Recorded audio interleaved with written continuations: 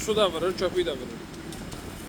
Təqdim etdiyimiz görüntülər Bakının Binəqədi rayonu Biləcəri qəsəbəsi Rəşid Səfərov küçəsi 1B ünvanında olub. Hadisə martın 20-sində gecə saatlarında baş verib. Hadisə zamanı Land Rover və Ford markalı minik avtomobillərinin mühərrik hissələri tamamilə yanaraq kül olub. Şahidlərin sözlərinə görə avtomobillərin yanmasına səbəb sürücülərdən birinin öz avtomobilindən digər avtomobilə elektrik ötürməyə cəhd göstərməsi olub. Belə ki, avtomobillərdən birinin enerjisi bitdiyindən digəri ona enerji vermək istəyib. Nəticədə qısa qapanma yaranıb və avtomobillərin hər ikisi də alışıb. Beləliklə nəqliyyat vasitələrinin mühərrik hissələri yanaraq kül olub. Ərazidə yanan minik avtomobillərinin sürücülərini tapa bilməsək də əlaqə saxlamağa çalışdıq. Fordun sürücüsü hadisə haqqında danışmaqdan imtina etdi.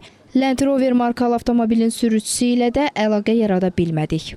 Qeyd edim ki, hadisə zamanı əraziyə Fövqəladə Hallar Nazirliyinin yanğından mühafizə bölmələrinin əməkdaşları cəlb olunub. Yanğın söndürülərək avtomobillərin qalan hissəsi mühafizə edilib. Baş vermiş hadisə ilə bağlı isə araşdırmalar aparılır.